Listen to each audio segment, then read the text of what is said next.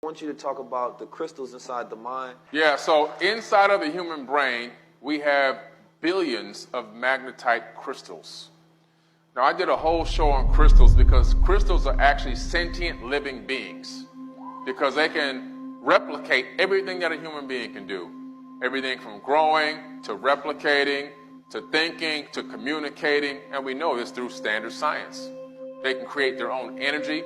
If you have anybody here who has an actual a big lighter, when you flick that thing on the big, that's not a little spark coming out of like some flint.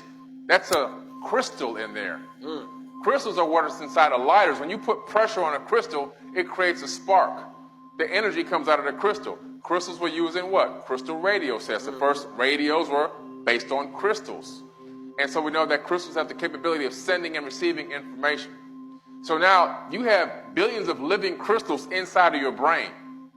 Now, we've been kind of disconnected from the emotion and understanding of the crystals are there and feeling them pick up Earth's magnetic fields, feeling what they're supposed to receive psychically, and also being able to move things with our mind. That's what those crystals are there for.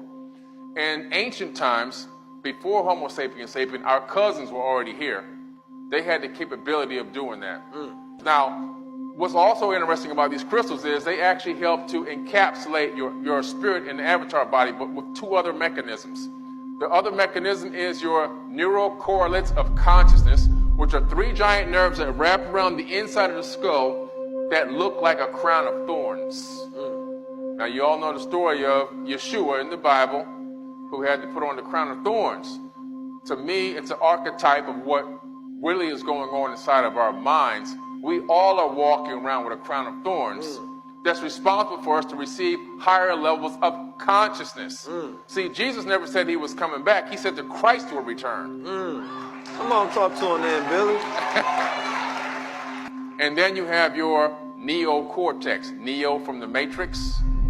All right, those three things together, along with the magnetite crystals, the correlates of consciousness, the neocortex, all help to encapsulate temporally, in time, your spirit consciousness that's animating the avatar body. That's how you animate this body.